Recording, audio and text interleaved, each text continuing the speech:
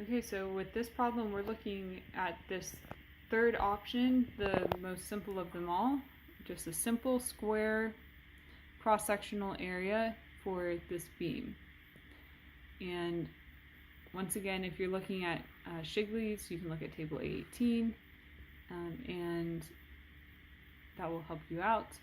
We're looking to determine the maximum shear stress in the beam, and this is our equation for shear stress, and our max force is determined to be 2,000 pound force between B and the end of the beam.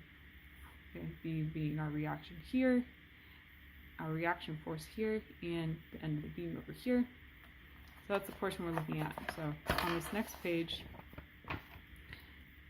I've drawn our cross-sectional area, and where we're looking for our neutral axis y, and we're just going to take the area of the cross-section is 3 inches by 3 inches, 9 inches squared.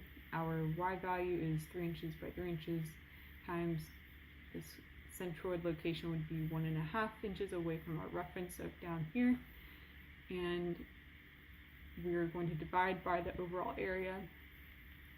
So then we see that 3 times 3 times 1.5 is 9 times 1.5, so you have 13.5 inches cubed divided by 9 inches squared, which is our area, and you end up getting 1.5 inches is that location away from this reference point of the neutral axis. Okay, and then you can look at a table to find out what this inertia value is going to be. So this is just the base times the height, which is 3 inches times 3 inches cubed in our case, and we end up getting 81 inches to the fourth for our inertial value. And we know at the neutral axis right here, where this is, we can look at our first moment of area. So if you can imagine, this is similar to taking any moment, but we're taking the moment of area, right? So we're saying, how is this area going to move? Okay, maybe take a look at the Shigley textbook for a further explanation, but we're going to continue on with this problem. So we have the area is 9 inches squared, as we calculated earlier, and the neutral axis location is 1.5 inches away from the reference point.